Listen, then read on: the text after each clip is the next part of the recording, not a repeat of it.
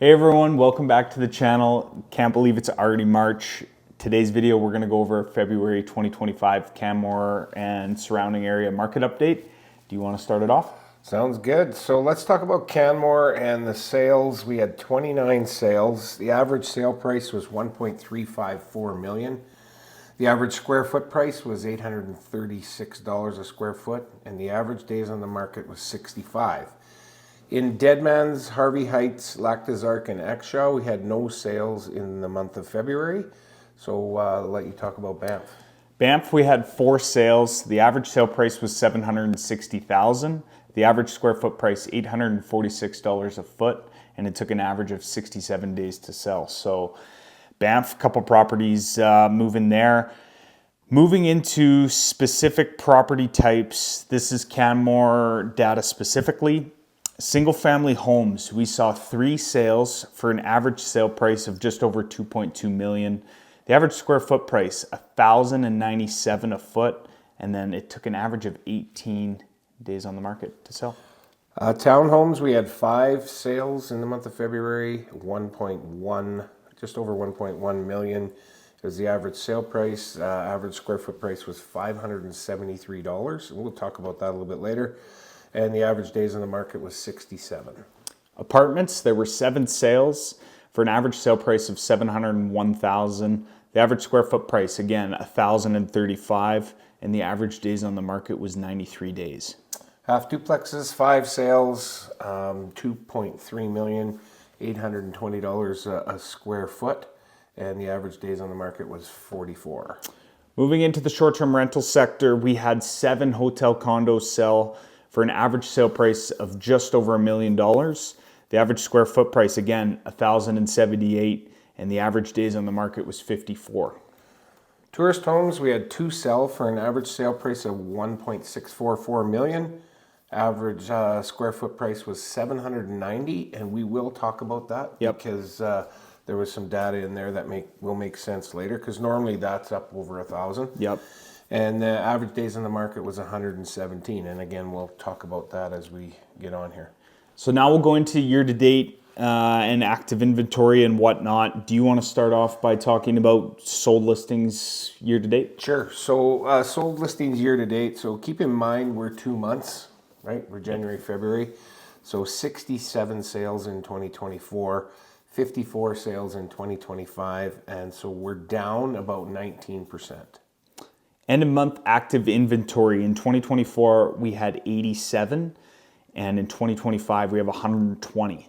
So inventory is up about 38%. Yeah, and the average sale price year to date was $893 in 24. 983. Or sorry, $983,000 in 2024. 2025 was over 1.5 million.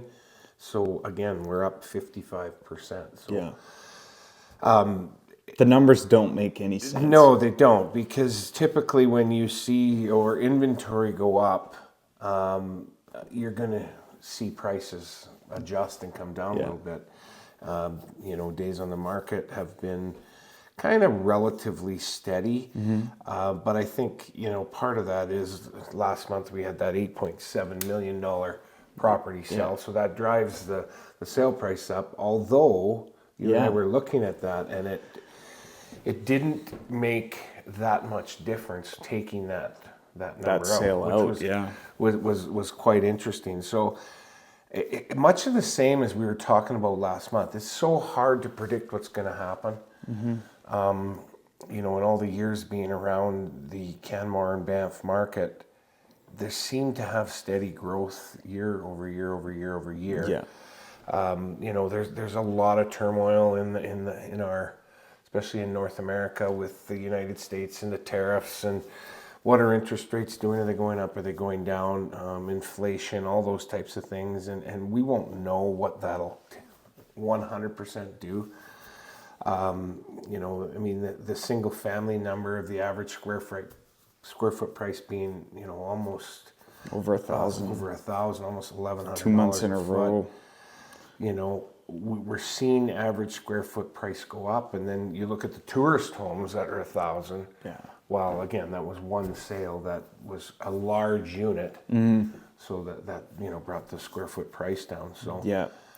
Well, it's interesting because what I've noticed in 2025 is the residential market really dominating.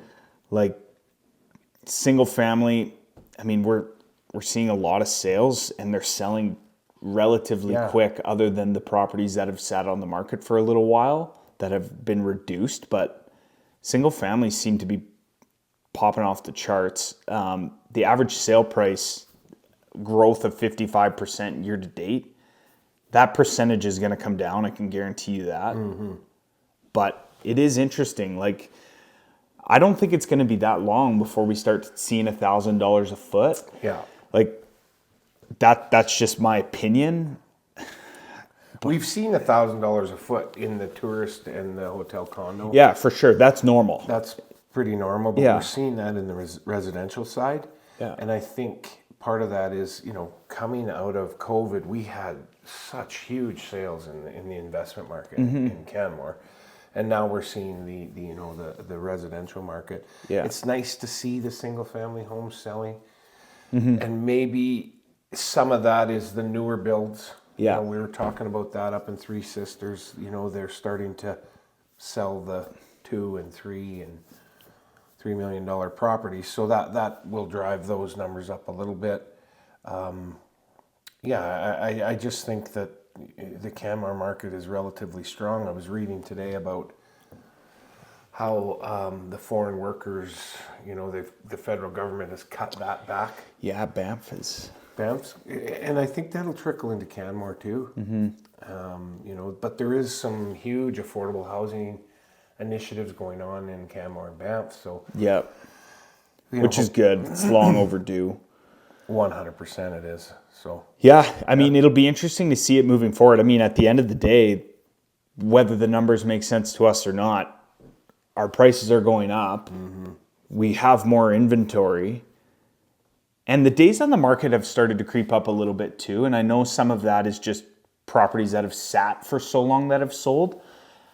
But again, like, you can't argue the fact that our prices are going up.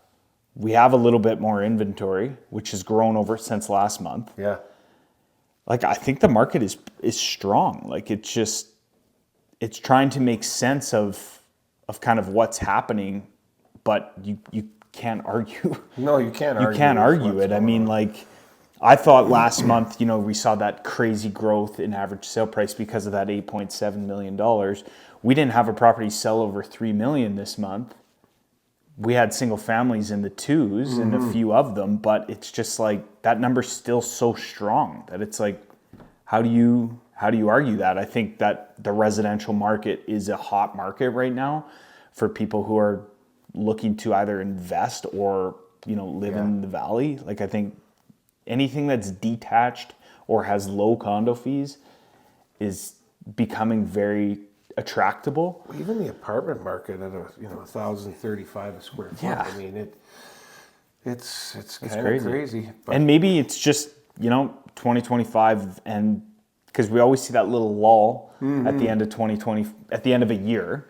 And maybe it's the new year and things are just picking up and we're just starting to see $1,000 a foot. I mean, there's not much that you can get for under $1 million, but even under 700,000. Like, and maybe that's where the change is coming, is we're seeing the lower end stuff start to get to a point now where it's just, you're 500,000 and up no matter what, which we knew was coming, but gone are the days of trying to find something for, 500, 600,000. Yeah. Even in the short-term market, we were talking with some clients, and Yeah. I'm meeting some clients today that want to get into the investment market, and it's actually a referral, and the people that I'm meeting with, the referral lady's going to be with them, and I know what she paid to get in, and to get into that now is $300,000 or $400,000 more. Yeah. So it's Well, it'll be interesting to see what happens to the short-term rental market too, because the short-term rental market is basically based on, I forget what I was going to say now. Well, that's okay. You're just talking about the short-term rental market being based on something. Yeah, it's based on revenue, Yeah. right? Like, that's that's how people make these numbers make sense 100%. when it comes to purchasing these. So I think we're getting to a point now where it's just the numbers have to make sense. So we're not necessarily going to see that square foot price. I don't think so for example, when short-term rentals were over $1,000 a foot and we were seeing the residential market at like $700. Now the residential market's consistently in the $800 a foot every single month. Yeah. But the short-term rental market is not making that $200-300 a square foot jump either. So it's like the residential market is catching up to the short-term rental market because it makes sense that the residential market's appreciating. But can the short-term rental market continue to grow and withhold the square foot prices that we're seeing gain in the residential market? Well, it's interesting because we have the in-house short-term rental company there that we deal with, and just the numbers that they talk about. Where a 2-bedroom would get $80,000 in revenue a year, it's now $100,000. Yeah, it's growing too, I guess. You were talking with a colleague there who had a place in Spring Creek or a sale, and their revenue was $175,000 for a 3-bedroom. Yeah. So, to your point, as long as the revenue numbers can chase the price, we'll continue to see that grow. For sure. If it doesn't, and that's all dictated by people coming here. Yeah. Right? If people aren't willing to pay the prices, they're going to drop. Yeah. I know there was a pile of people that were worried about, we're going to be saturated. Well, we aren't seeing any of that yet. And I know that some of those new builds aren't done. Yeah. So there's buildings that will fill up. So what that'll do, we will be yet to see. Well, I think the town has plans for growth, which are going to support that. Yeah. Right? If we didn't have that coming or different amenities coming, then I think infrastructure we would be going, oh no. Yeah. We're going to tap out. Yeah. But with what's going on in Three Sisters, and there's so many other things that are in the fire about, coming that are going to bring even more people here. It's just going to skyrocket. I think the difficult part when we're talking about the short-term rental market is 5 years ago, if you wanted to get into the short-term rental market, it was doable. Yeah. Like 35% down, let's call it, on the higher end, on a $600,000 property. Well, now that $600,000 property is $1 million. It is. So and not to say that people can't get into the market, but it's becoming more difficult. And the people that are buying these properties that are generating this kind of money are seeing great returns because they have cash, they come in, and they're not, they can make the numbers work. They can make the numbers work, right? Because they're putting X amount of dollars down, that their expenses are lower, and that's the market that they want to get into. It's difficult for people who are wanting to get into the market, let's say, and they don't have a lot of cash, and not that it's not doable, because it is, but it's just, that's where the numbers become a little bit tighter, where people are trying to break even, they're trying to do that because properties are getting more expensive, down payments are increasing, so it's becoming difficult to make those numbers work, 100%. Per se, for those types of people. But the short-term rental market, like you said, there's properties that are generating great revenue. And as long as they continue to do that, we'll see growth. Yeah. For sure. Yeah. So, I think moving forward, the biggest thing is going to be to see what happens in March. Like, I can guarantee you that average sale price year to date of 55% is going to drop, that increase, which it should. We can't grow at that rate. It's not even worth having a conversation about. But the data's tough when you're month to month like that. Even year to year, especially early in the year, that number will level out, to the 10, 12%, 8%. The other thing to consider too is maybe some of these larger priced homes are being held by people who are not Canadians, right? And because of all these other expenses that are coming on, they're getting rid of them. Like perhaps maybe that was that 8.7, right? Like because it costs so much money for the underused tax, for people to hold them, that it's like, okay, well, I'm there a month a year and it's empty, so I'm paying this tax and tariffs and all that. So who knows? Maybe people in the States are like, I want to get my money out. I don't know. Well, I had a client say to me the other day, well, we should be getting some foreign buyers with the dollar in the States. Well, the reality is they can't. Yeah. Right? Foreign buyers can't buy in. Not in Canmore, yes. In Canmore, right? They can in Deadman's Flats and Harvey Heights and Lac des Arcs, Brewsters. those types of things, and Brewsters and so on. So, you know, while the dollar is strong, what that hopefully does is bring people here to spend their money here from the States. Yeah, prime example, American buyer in Deadman's Flats. Yeah. Yeah. Yeah.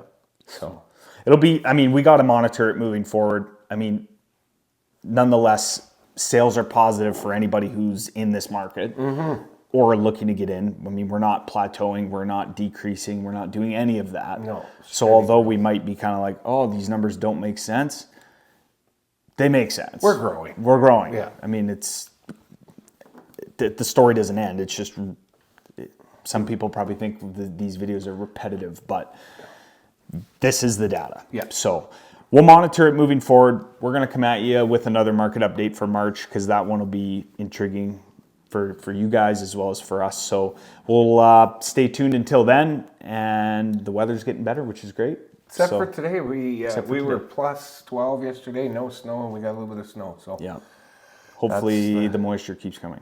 That's the February, March life in the mountains. In the valley. Yeah. We'll see you soon.